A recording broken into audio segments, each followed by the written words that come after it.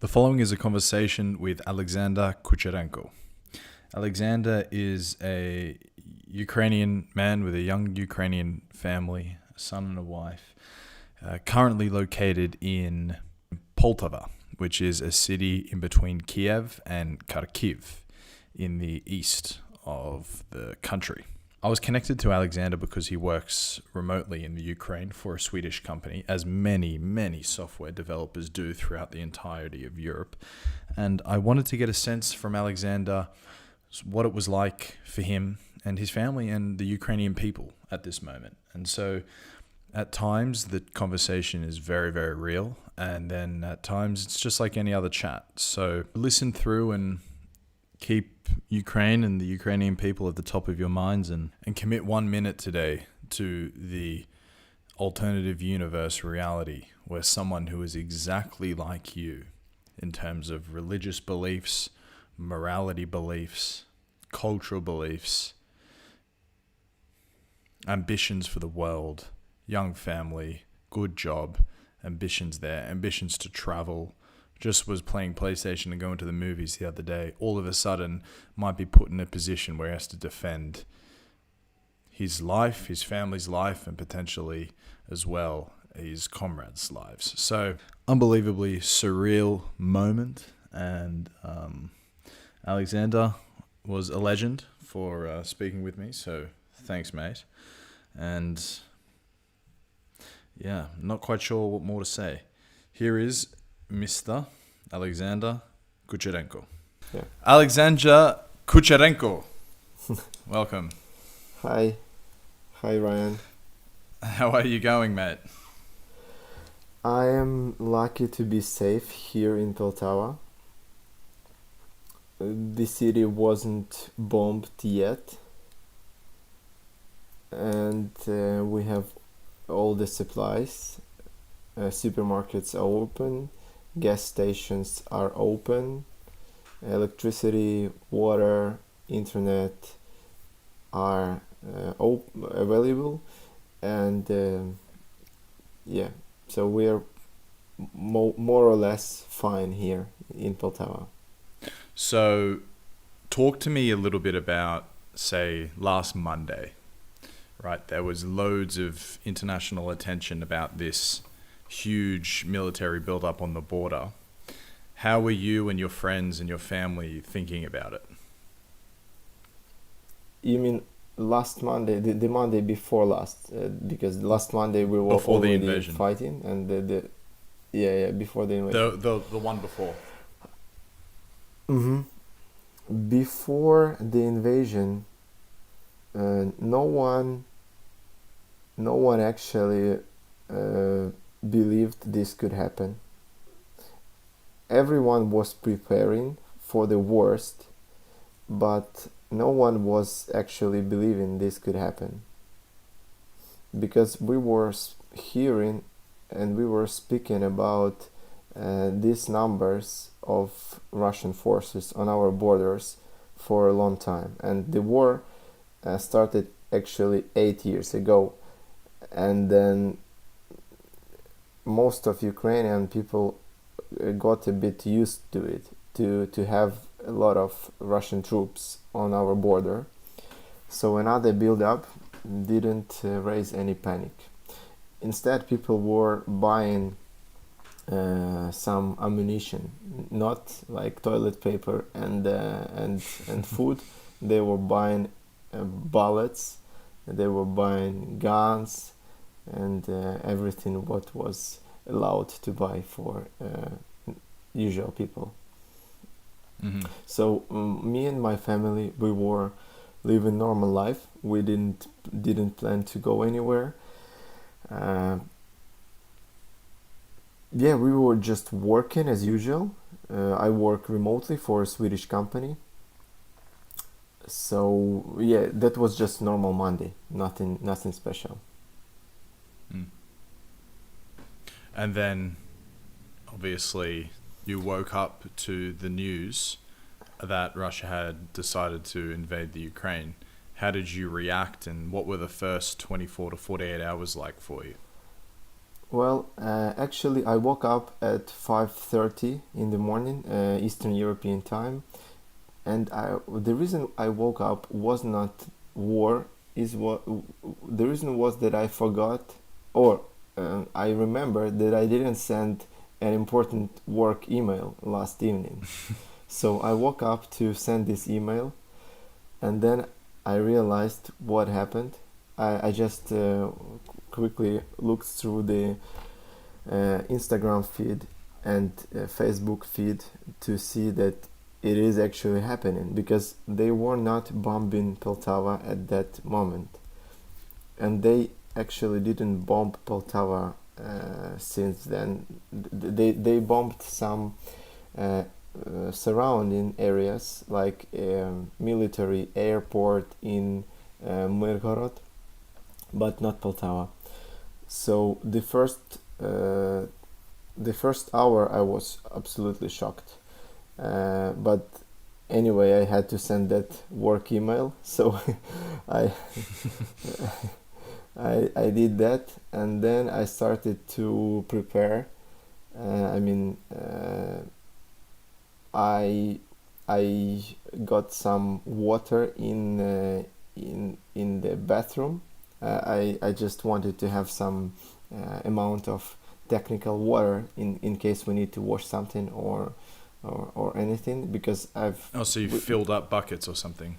yeah, I filled up the whole bath of cold water. Then I packed some things to take with me if we decide to move from our apartment, because we live in an apartment on the fourth floor, which is, according to statistics, relatively safe place. I mean, it's not safe to be between first and third floor, because you can be hit by tank shots or just rifle shot or something, and it's not safe to be on the top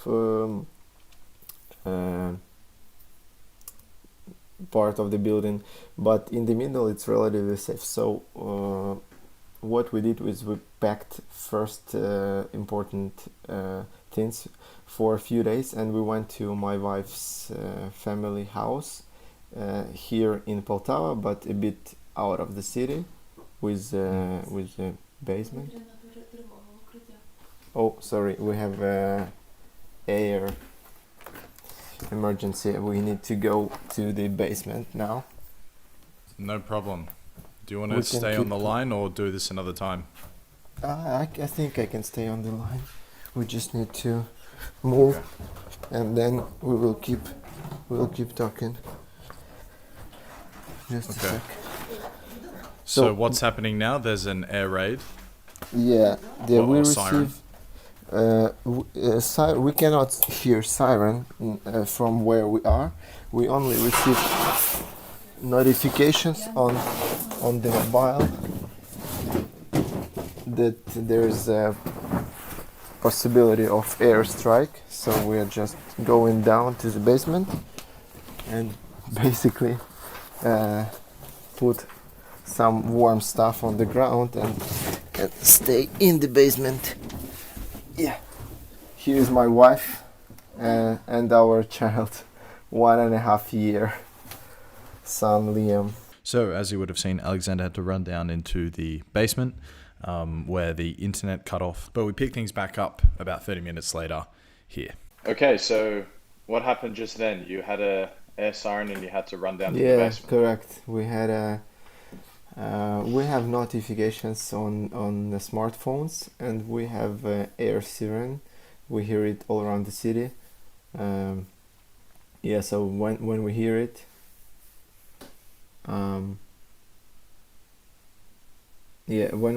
we have to go to the basement and sit there as long as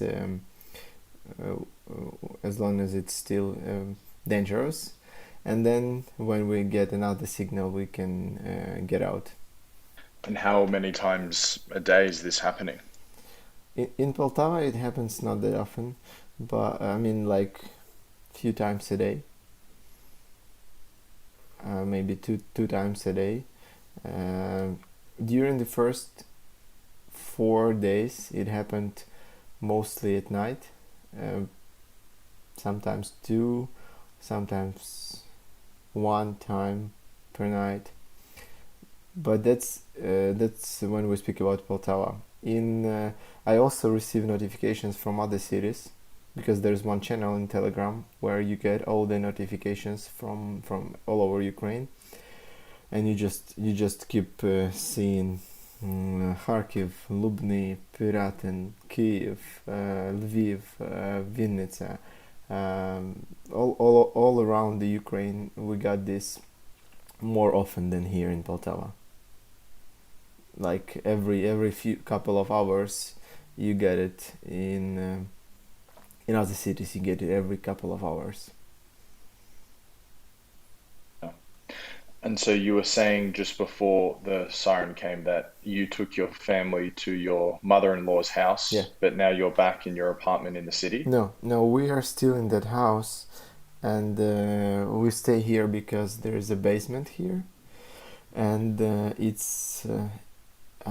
emotionally it's easier when you are around uh, people, when you're together with someone else, because some of our friends that don't have a place to go, so they stay in their apartments, and it just drives them crazy. So they couldn't sit every day, all day there, and they just go outside anywhere to help building the protection facilities. And the whole city is like one organism. Everyone is chatting, everyone is trying to help other people. A lot of people who ran from Kharkiv, they came to Poltava, and they get help, they get accommodation, they get food, medicine.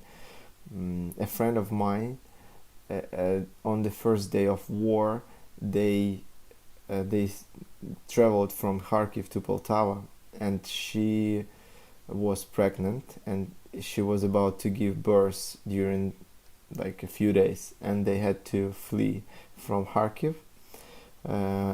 And the day before yesterday, she gave birth here in Poltava to a healthy boy.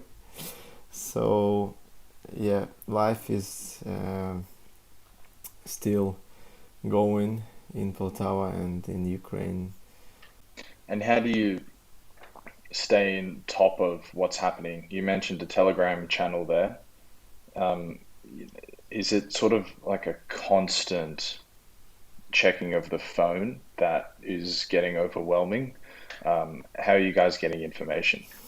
We get information. This is very important issue. Thanks for mentioning it, because um, we only need to trust uh, official channels. Official channel of President of Ministry of Defense, some official, not official. I mean some trustworthy news resources.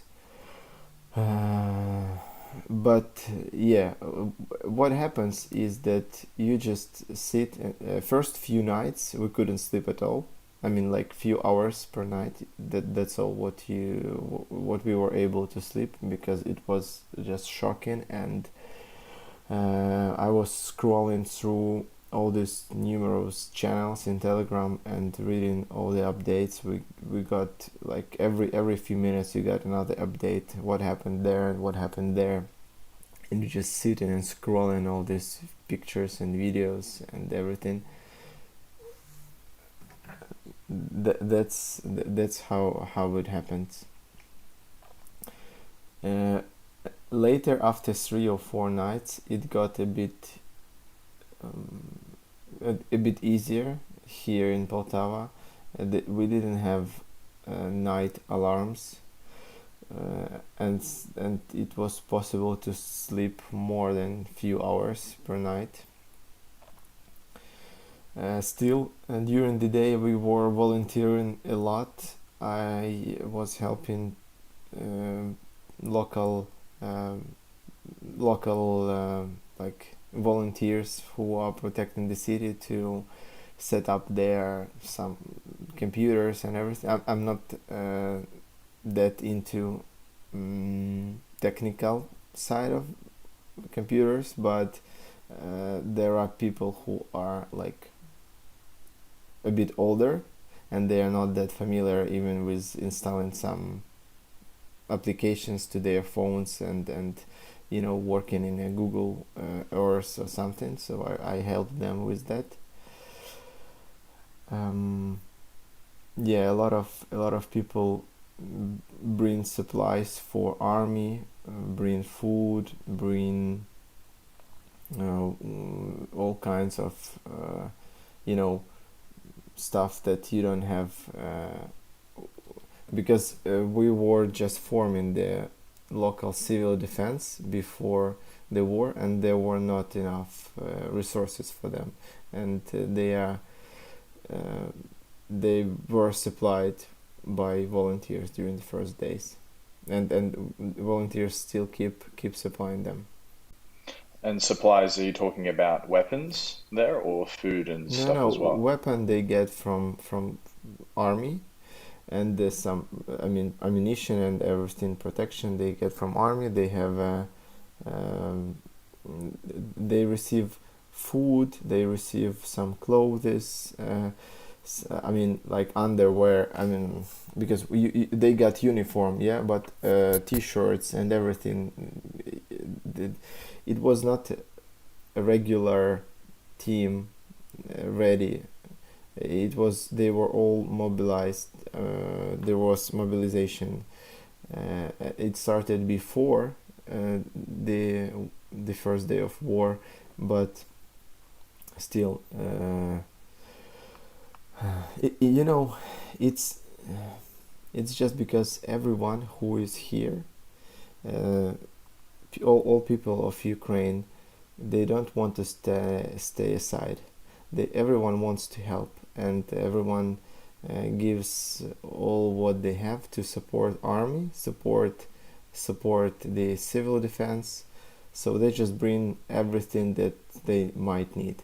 We have chats where volunteers communicate with with army and with civil defense forces, and they just post there everything they might need, and it's just heartbreaking when you see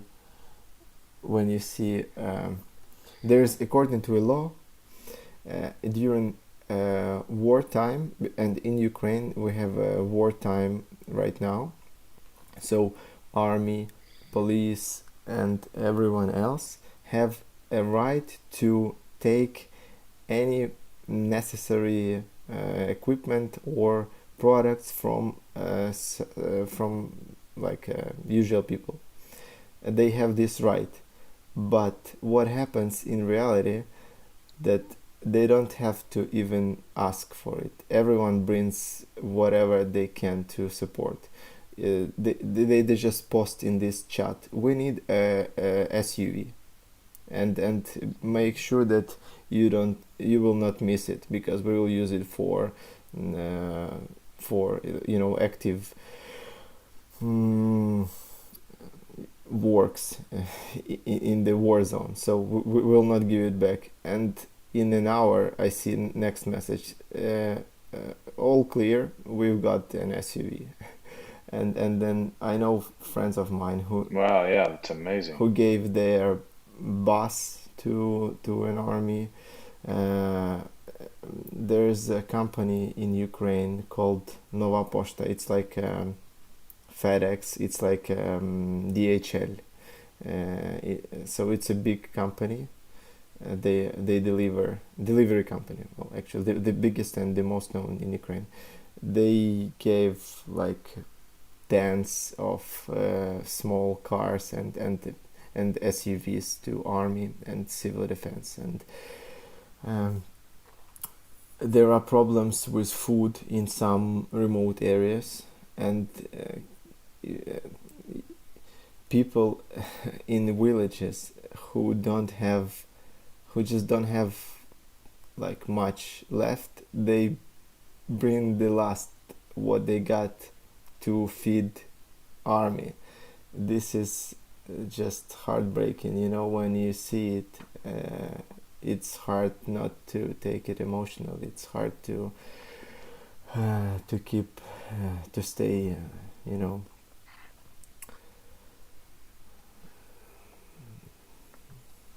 calm, to stay calm. Yeah. The Ukraine do most of the software development for Europe. I wonder if there is a aspect to the Ukraine at the moment in the way that the country is communicating or mobilizing. Are those expertise being used and sort of um, yeah, I'm not sure if it's relevant, but I just because there are so many software developers in the Ukraine, maybe there is a specific angle there. Uh, from what I know, and from open resources that you can check on news resources in Ukraine and the official channels, there's a ministry of digital transformation in Ukraine, and this guy, uh, um, his surname is Fedorov, so I don't Mikhailo Fedorov, I guess. This guy who is head of this ministry, so he announced formation of Ukrainian digital army, and what they do is they everyone who is ready to help, they just attack in all possible ways. They attack Russia, Russian companies, governmental Cyber attack. cyber attacks. Yes, they block. I'm sure you've seen it in the news. There, somewhere in between Petersburg and Moscow, charging station for EVs was blocked, and there was a text saying Putin is a dickhead, instead of something like please charge your vehicle. No, there is just Slava, glory to Ukraine, Putin is a dickhead. So they do a lot of damage for in terms of digital. Yeah, and everyone is mobilized. I don't think there's a lot of people who stay aside here. So what actually is happening is that Russian army and their government is in war with all Ukraine, not just with our army, with all people in Ukraine, and we are all standing together to keep our home, to keep our lives, to keep our kids safe. Were you surprised, or generally, was there a surprise or a shock to just how much the Ukraine has sort of mobilized around its culture and around each other and provided such a strong defense, both sort of from a military standpoint, but also just in a cultural unification standpoint? People are sort of resolute that you can't just fuck with us. I was I expected that, but you know, when it happens, you cannot be you can't be not surprised, because when you experience this, it's like, you know, you feel I feel that every Ukrainian, every person I meet is like part of my family. It is, and we are joking a lot that since 30 years of our independence, the only person who made Ukrainians unite the most is Vladimir Putin, because he did so many bad things to us, and we always unite against any risks, any problems. We always unite. So answering your question, I was a little bit surprised, and I was very emotional about it, and I still am very emotional, but that was expected. When you live here, you don't expect anything else. I would be very surprised, and I would be shocked if this wouldn't go this way. That just seems like it was a huge miscalculation then from Vladimir and the Russians, because I think, no, obviously, I'm just reading things on the internet, so I don't know. But it seems like the huge mobilization on the border was supposed to work as an intimidation tactic to sort of destroy morale, to just say to the Ukrainians, your fight would be futile, so don't even bother, just sort of roll over. But instead, quite famously, right, the whole world's paying attention to just how strong the resistance is. Yeah, that's right. I think, if you can check the change of presidents in Ukraine and change of presidents in Russia, you will see the point that we are free. We have freedom in our hearts, in our everywhere. Ukraine is kind of a place where you are absolutely free. I mean, you can do whatever you want, and no one can force you to do anything. And this applies to all people in Ukraine. When there were so many different politics in Ukraine who tried to force people into something.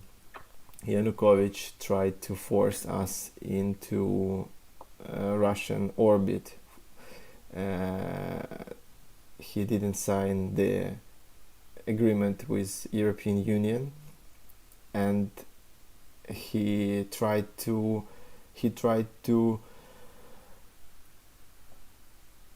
just rule Ukrainians the same way as Russians are ruled by Russian government, and this is absolutely unacceptable for Ukrainians. So where is he now? He ran away from the country, and Putin was, I think he was really sad about that, because everywhere in other countries it worked for them. I mean, look at the Belarusian situation. They tried to protest, but it didn't work, because I'm not taking any roles in judging or describing the geopolitical situation, but in most post-Soviet countries, the harsh way of ruling people works more or less, but not in Ukraine. It didn't happen as Putin planned in 2013, 2014.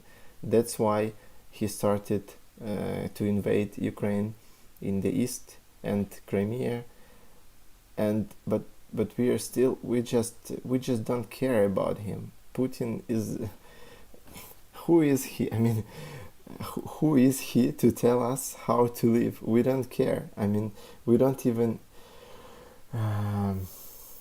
in Ukraine you can stand in the central square of the city and say anything about anyone in politics, among politics in Ukraine. You can say the worst words about Zelenskyy or previous President Poroshenko or any other politician, and that's okay.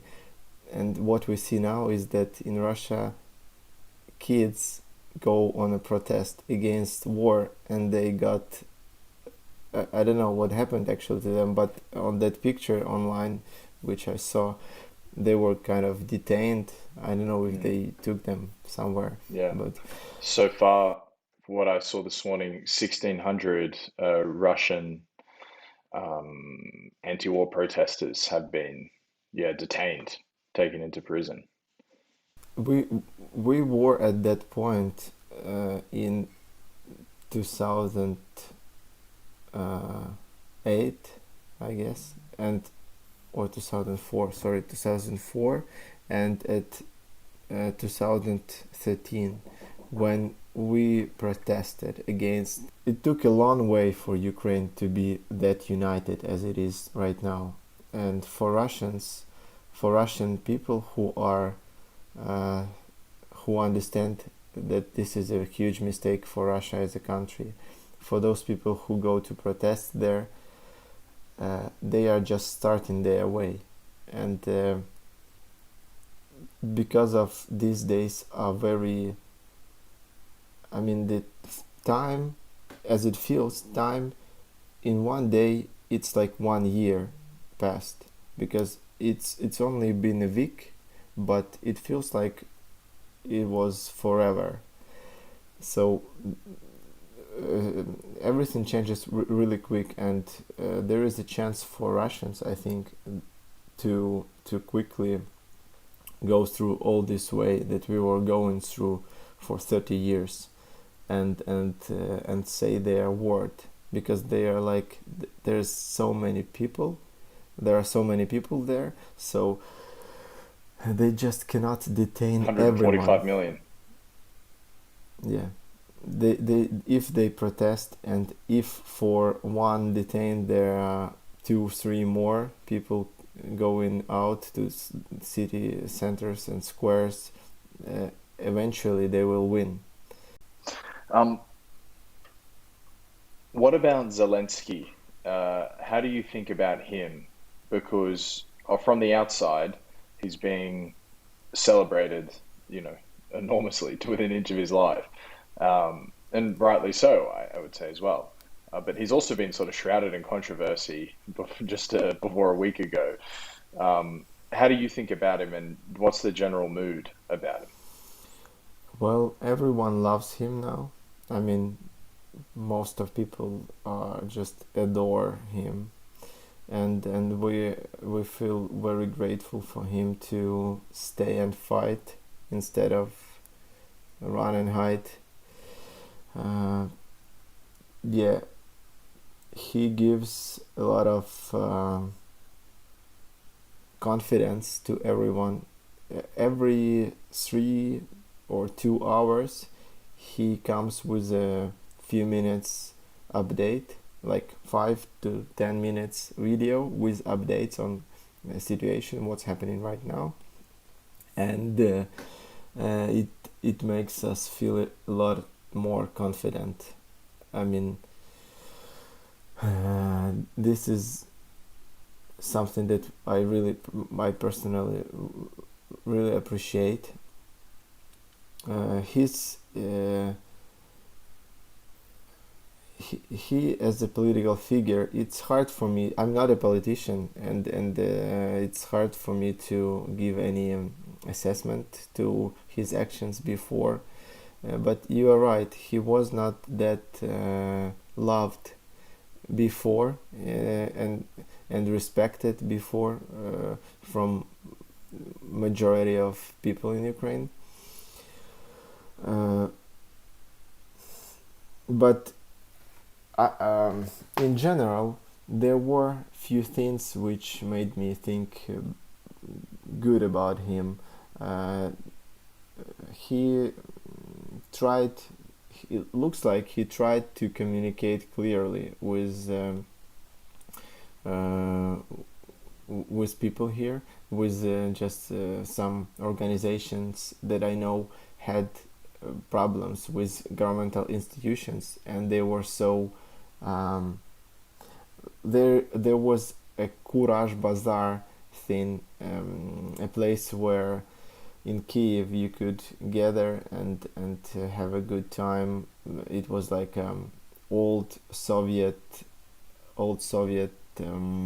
hall, which was restored by volunteers, and there was a place for kind of market and food courts, and like a place to gather, and with some concerts and some cultural events. So kind of an underground place, but eventually it became very popular in Ukraine and abroad. And when governmental institutions started to dismantle that place because they planned to build a university there. A lot of people were against it, and the manager of that place was so desperate that she just posted on Instagram what's happening. And in 2 days, Zelenskyy met with her to speak about what's happening. That made me feel, it was like a few weeks ago, that made me feel like, well, yeah, this guy is trying to, listen and respond and help. But what he did during this week just makes us adore him. He's doing really good. You sort of mentioned it a little bit earlier, but I did want to ask specifically if you felt sort of like thinned out. I can only imagine every waking minute there is one thing on your mind, and it's like the constant anxiety of refreshing the news feed to understand what's new, thinking about what you can do next, plus the overall threat. Like, how are you feeling throughout all of this? How is your family coping? And yeah. It is hard. Uh, one first few nights we were because we live in a house and you cannot hear alarm when you are inside. You can only see the notification on your mobile, or you can get a call from someone who can hear the siren. So we shared the night with my father-in-law, and we shared the night, and we stayed awake to let know all the family that we have to go to the basement. And when you are awake during the night and you're scrolling the news all the time, time flies. So after 3 or 4 hours of scrolling, constant scrolling through the news, and my phone was always connected to power supply, because it goes it drains out immediately. After 3 or 4 hours of scrolling, I stopped, and then I just realized that I still hear all the sounds that I've heard on that videos, and I realized that my brain is kind of overloaded with information, and when I don't get this information, when I stop scrolling for 10 or 15 minutes, I feel anxious. I feel like something is wrong. I just start to feel bad. It's like I'm missing something. And then you start scrolling again, and you just cannot stop because you want to know what's going on. You want to hear something good. Yeah, that's about me. Same for my wife. She's updating all the time, and also we're chatting with our friends all around the country. Some of them stay in small villages around the Kyiv, and they don't have any access to food, and they have small children there, and it's just crazy, this guy works for a big IT company. He has money on his accounts and cash, and you just cannot buy food. You don't have any shops left there, and you're surrounded by Russian army which is also they don't know the area.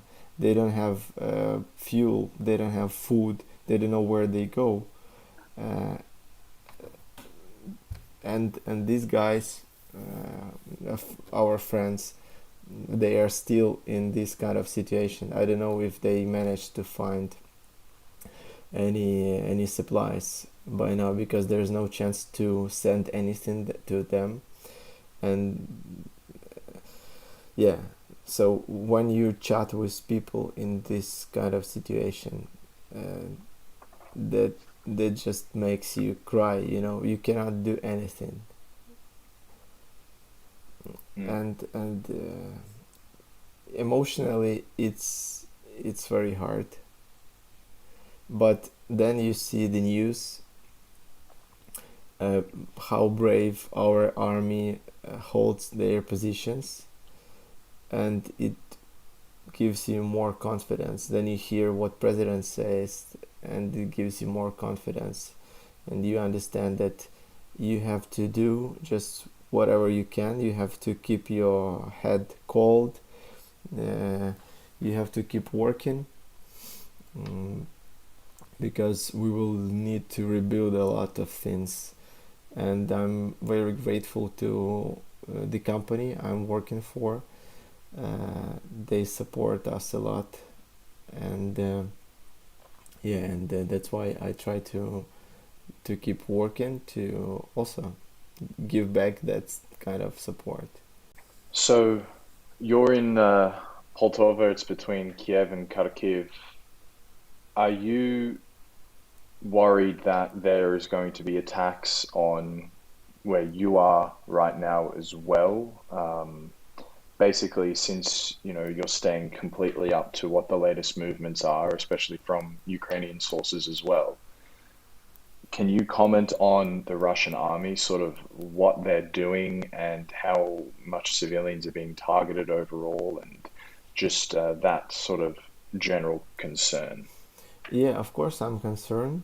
Uh, Still, Poltava is quiet now, and everyone is calm. You can go to supermarkets and find food and everything necessary.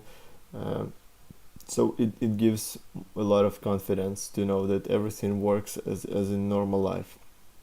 As far as I know, what happens with the Russian army when they enter Ukraine, um, on tanks and all kinds of army vehicles, they have a certain amount of fuel and supplies. Usually they have food for 3 days, and they have fuel to go like few hundred kilometers. So what they do is they don't have information uh, before they go in. They don't have access to social networks, to news. When they are in base camps before invasion, they don't have any news. They don't know if they can. Just a sec, sorry. So imagine they sit there and wait. They are exhausted by sitting in these camps for months, and then they have an order to go there, guys. And often, those who surrendered, they say it on the video that we didn't know what's really happening. We were said that Kyiv has already fallen, and we just need to go there and secure it. And then they go in, uh, and they enter our territory. And there are no big cities on their way. There are some small cities like 10, 20,000 people, and there are some small villages like from few hundred to thousand people, and they enter these villages thinking that they really think that people will greet them saying, oh, thank you very much for coming, we were waiting for you. But instead what they get is a Molotov cocktails, and they get total resistance from locals, and then they run out of fuel, uh, and they stop, they refill. Locals inform our army where is that forces of Russian army, and then our army just bombs them, and some of them stay alive, and they go and surrender to any nearest village. Some of their troops manage to avoid being bombed, They go deeper into the territory, and then they run out of fuel, of supplies. And can you imagine being hungry, being out of fuel in a foreign country where everyone hates you, and they are trying to find fuel, they are trying to find food, they become angry, they try to rob some shops, they attack civil people, uh, they just go crazy, and eventually they got killed, or they surrender. That's what I know from news, from videos of those Russian soldiers who surrendered, and like those are main resources where I can get information. Speaking about security in Poltava, we are always under risk of airstrike with long-range rockets and bombs. That's what can happen in Poltava. We are also always in danger of being victims of accidental air fight accidental results of air fight, because jet fighters, fighter jets are always in the sky all around Ukraine, and they hit some targets both from our side and from Russian side. There are fighter jets, and sometimes they hit each other, and they just fall wherever they were hit. So that's another risk. There's also a risk of different groups of people were sent to Ukraine months before the invasion. So there were some people who went to different cities of Ukraine, like in December. They rented some apartments, and they were preparing special signs for Russian artillery and Russian long-range rocket forces, so they will know where to shoot. That's another risk for Poltava. And there's also a risk of on-land invasion, but as far as I know, there's a city of Poltava, and there's like a region of Poltava. So in Poltava region there are no active fights, as far as I know. They didn't manage to enter our region. They are still in Sumy region, and they are trying to move somewhere closer to Poltava, but for the last 7 days, all Poltava region, and including Poltava and all surrounding cities, were preparing for to meet Russians. We were preparing for it. We were building protection. We were, mixing Molotov cocktails, and we were preparing ammunition and everything. So, can you imagine if the Sumy region, for example, where usual people were not that prepared as we are, if they hold strong for 1 week and they didn't pass enemy to us, there is no chance that they will pass through all the block posts and everything which was created by this time in all the smaller cities around Poltava. So my opinion is that there is really low risk of on-land invasion to Poltava, and but airstrikes are always possible. So you guys are very prepared militarily. Are you prepared to also you know. I mean, it's just so unbelievable to think that it's possible, but to, pick up a gun and Me personally, I don't have. I help civil defense forces in all possible means, but as a volunteer for now. Uh, I don't exclude that option, but for better understanding, the for example, shooting gun, uh, I don't know, Kalashnikov is not that much of a weapon against tank, for example.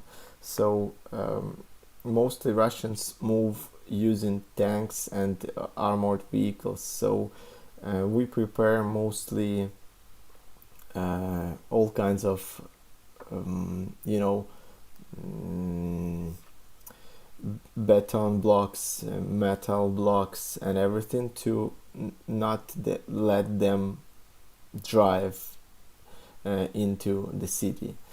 So yeah, if the situation changes and it will be necessary, of course I will be ready to do anything possible to protect my family. So yeah, that is possible.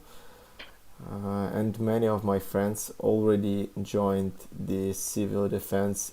Um, there was actually a joke that, you know, in Ukraine previously you had to, many people had to kind of, make some shady agreements to get out of this necessary army, forces. I mean, and now these days you have to know people to get into that forces. So you have to know people to be able to join army. That's not a joke. I mean, that sounds funny, but there's a queue in front of military institutions here in Poltava, so it's not that easy to join. And those people who joined first, they already got weapons ready, and they are constantly checking all the surroundings of Poltava.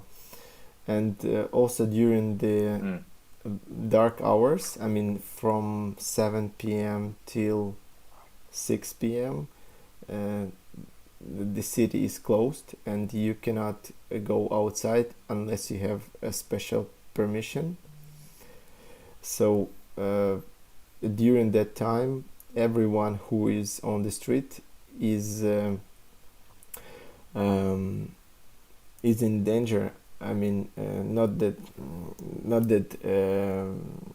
someone will attack him, but if you are on the street after 7 p.m., that means that you are either part of special forces, police, or anything else, or you are an enemy. So every car, every person mm, who doesn't have that special permission, then they got stopped and checked very carefully with all the documents and everything. You have to carry your documents with you all the time. And during that night hours, the city got cleaned from all the possible invaders. how surreal does it feel that only a few weeks ago, you're just living your life, raising your family, and keeping Swedish websites going, and making plans for the future, etc. And now you're living in the middle of an active war zone. Forgive me, I know it's a very sort of simplistic question, but I mean, I've been trying to put myself psychologically, in say your shoes specifically, ever since Emma introduced me to you, but then also just other people that I'm imagining. And I don't know how I would respond. I'm afraid it wouldn't be as brave as so many of the Ukrainians are behaving. And just maybe you're still too close to it to know how you feel, but or to have time to reflect on it. But just the sort of transition. Well, yeah, just bumbling on. Yeah, it is. Uh, it is really surreal. I mean, who would expect tanks in 21st century? This is crazy. Um, but then it just happens, and a lot of scenes become not important.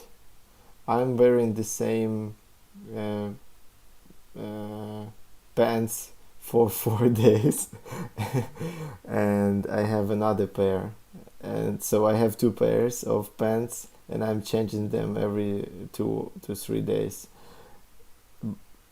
and it's just, it's not important. Uh, so many things become not important that you just feel. First, it was like a bit of panic, but just a bit, and the fear, not for myself, for my family, for my wife, for my son. I'm afraid uh, about them, so I really want to keep them safe, because hearing the most heartbreaking is when you hear news about those cities where bombs hit, uh, like hit buildings, hit living blocks, and then you see when there is always a practical side of it. We need to help people in need all the time, and we need to do everything we can to help them. But when you got when you scroll through the Instagram and all these stories, and then I noticed yesterday there was one message: please repost. We are looking for a family of newborn twins. Their parents were killed. It just when you read this, you just can't breathe. I mean, how how how can this happen in 21st century?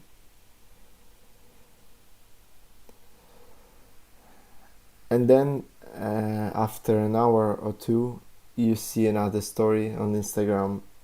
Those kids got adopted.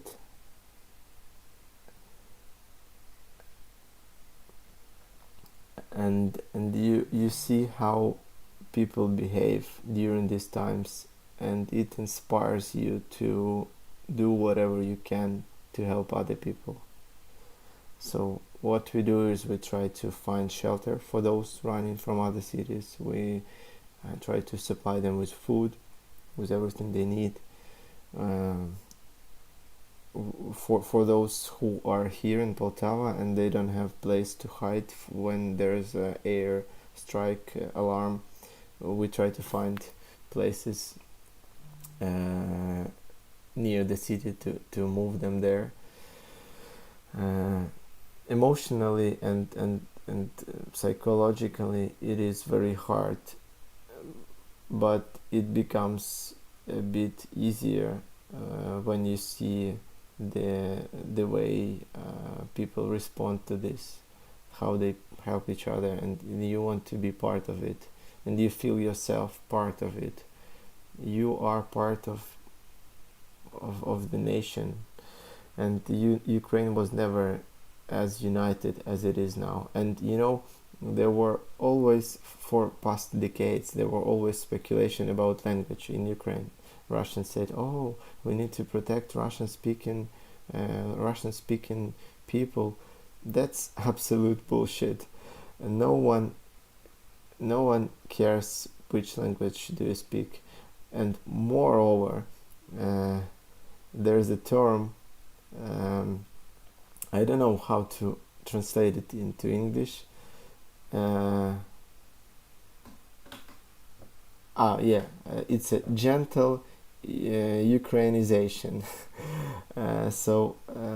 When for example, I speak Ukrainian, and I have a lot of friends and colleagues who speak English. And during the peaceful times, I was always speaking Ukrainian with them, and they were speaking Russian to me, and it was absolutely normal. We don't hear any. I mean, I hear just information. It's like you speak to me in English, I hear you. I hear information. I and then they speak to me in Russian. I hear information. I don't hear the language. And those people who speak Russian, they were slowly getting used to hearing Ukrainian speech, and some of them started to use some of the words. It's like, when kids grow up in multi-language environment, they use the most simple words. If the parents speak, for example, one parent speaks Ukrainian or Russian, and another speaks English, and they will use the most easy word for any term, like pen, for example. Pen in Ukrainian is ruchka. Pen sounds more simple, so they would use pen. And the same way it works for my Russian-speaking colleagues. They will use the easiest word possible. So sometimes they were mixing Russian and Ukrainian. But after the war started, I mean, it started a long time ago, after the invasion started. My colleagues from Kharkiv, of just some people from Kharkiv moving to Poltava, they start to speak Russian with me, and they ask, "Is it okay? Is it okay?" Because and I say, "Of course, okay. You can speak any language you want. There's absolutely no point in discussing the language issue on that ways that the Russians try to do that. Everyone understands everyone here, and they now people try to just switch off from Russian to Ukrainian, just to show their protest, just to show their position, just to show that they don't want to speak that language. They want to speak Ukrainian. And funny thing is that Russians, they don't understand, real Russians, they don't understand Ukrainian. Ukrainians understand both Russian, Ukrainian, and a bit of Polish. Russians understand only Russian and some English, probably. In general, majority of Russians, they just don't understand Ukrainian. So it is very useful that we can communicate, for example, when we text each other and they are they just don't understand what we say to each other when we speak Ukrainian. And they were even joking. There were a lot of jokes, actually, like to identify if you are speaking to an invader or or just a regular guy from Ukraine. They were asked to say "palyanitsa" because these soft sounds you cannot pronounce if you're not Ukrainian. I mean, because just your mouth is used to pronounce it that soft way. So if you can say "palyanitsa" in this way, then you're definitely Ukrainian. And Russians on TV, they were joking that that when Ukrainians meet Russians, they ask, say "palyanitsa," and and they cannot say it,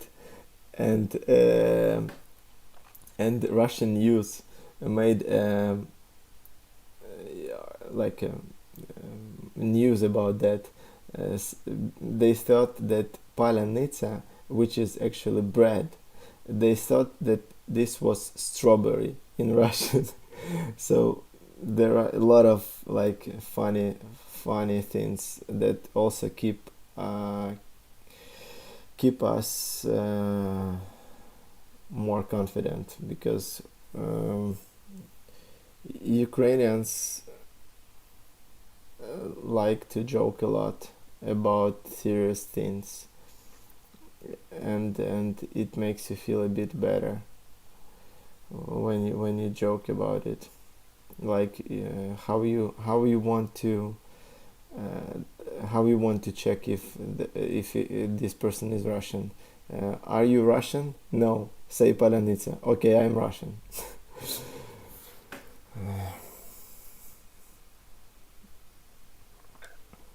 I wanted to ask you if you had considered taking your son and your wife and trying to sort of leave Ukraine and to see out this conflict from the safety of abroad.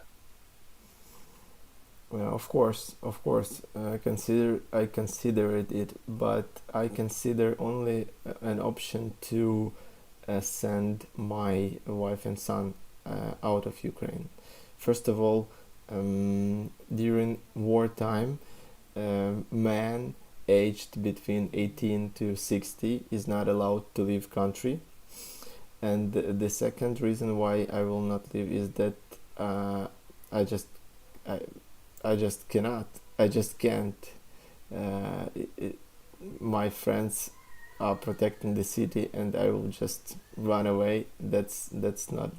That's how we see it here. But yeah, I'm considering to move my wife and son to the western Ukraine, and then to leave my car there, so they will be able to go abroad. We have friends and relatives in Europe, so they will be able to stay safe somewhere there. But I would not leave Ukraine. I would go back to Poltava in that case. So you drive them to what, the Polish border and then drive back. Yeah, that's an option, but you will see today that there is absolute mess going on the border, and there are like 20-kilometer lines before the border, so people are standing there for a few days, living in their cars, and this is crazy what's happening there. My friends who left for Poland, they said that they even saw people leave their cars because it's too long to wait in the car, or they ran out of fuel, or car got broken, and they decide to walk to the border. And this also takes them few days, and it is cold at night. Sometimes there's like -1 or 2 degrees, but that's cold enough for people to even not just get cold. Some people died there just waiting for their to come closer to the border, and this is a catastrophe. And yeah, I don't want to put my family at that risk as well. So there are many points where you can cross the border, and we're considering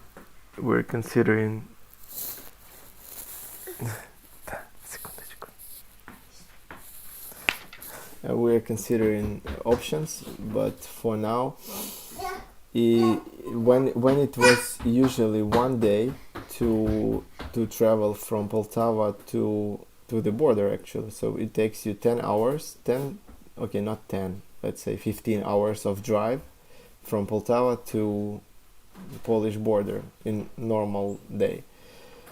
Now it takes 3 to 4 days just to get through Ukraine, because main road is damaged. The one between Kyiv and Lviv. So we cannot go to Kyiv. You have to go some other ways, and there are options where you can use, but all the roads are full, and you cannot travel at night. you need to stop overnight. So trying to solve this logistics now, but so far it looks complicated even to just take them to the western part of Ukraine. It will take me like 3 days to go there, and then 2 more days to come back, and in the 5 days maybe everything will be over while I'm traveling. Yeah. So Yeah, everything could change. yeah, so Yeah. Is it the same on the Hungarian and Romanian borders as well, or is most of the chaos at the Polish border? I think the most people go to Polish border because we have the biggest borderline with them. I know that Moldova is relatively there is relatively less people going there, so it's easier to pass through Moldova. Yeah, but Hungarian, Romanian borders, I think they are also full. You need to wait at least a day in a queue to pass through.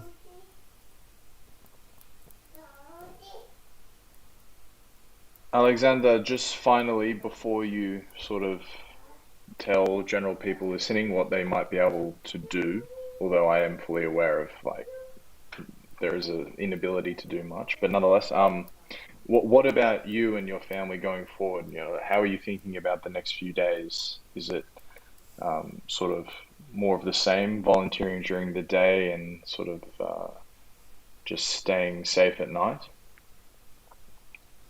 Yeah, yeah. The plan is we have enough food, we have water, electricity, and Wi-Fi. We have a car. We are able to move around the city and help other people. My plan is to work half of the day and the other half to volunteer. For the next few days, we don't plan to move anywhere. We will stay here in Poltava. And finally, what would you urge people to do if they can do anything? Uh, Please share information or from trusted resources. You can use any foreign medias, or you can use Ukrainian medias available in English. Share with other people, share with the world, because it is very important that everyone knows what really happens. That's the first thing. The second is we will need a lot of help. We will need fuel, we will need food, we will need weapons. If this takes longer, we will run out of all of this. And we already receive a lot of help from different countries, and we are really grateful for that. But it's important to understand that Ukraine is not fighting just for own territory. It's a fight against lie and truth, against freedom, between freedom and totalitarian regime. It's a fight for common sense. And if we lose, which I think is not possible, all the countries bordering Ukraine will be next. Poland, Lithuania, Latvia, Estonia, Finland. I think everyone who is neighboring Russia will be next. So we are fighting here for European peace, and we need a lot of help. If you can, please find local but trusted local funds in your cities, in your countries, and send help to Ukraine. You can also fund Ukrainian army. We are trusted sources. There's a official. You can anyone who is interested can fund Ukrainian army, and there are people from different countries joining our armed forces. So far, I know about 16 different countries, including Sweden. People who volunteer to join army. So you can see that the world is on our side, and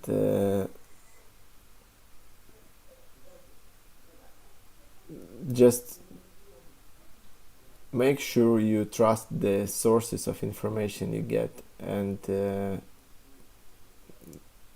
look at it and think if there's anything you want to do, if is there anything where you can help, and just follow your intuition. You will find a way to help. Okay, Alex. Well, thank you very much, mate. I am thinking of you, and yeah, I know that you guys are going to be just fine. So, cheers. Thanks for giving us an understanding for what it might be like from a Ukrainian currently in Ukraine. You're welcome. I'm happy to share information with the world. So that was Alexander. Keep Ukraine and Alexander and his family and anyone else that you might know at the top of your mind. And in terms of places to help, I really don't know where you should go. I'm sure there are authorities that you've seen if you want to make a financial donation. But honestly, we're just a bunch of distributed Australians, Swedes, Englishmen and Americans, at least according to the demographics of the podcast. So there's really not much we can do except continue to provide energy to the various algorithms against Vladimir Putin, Russia, and for Ukraine. I'm not really sure what else can be done, but I hope that was interesting too, just to hear what it might be like for someone in the thick of it at the moment. Thank you again, Alexander. All the best. Bye-bye.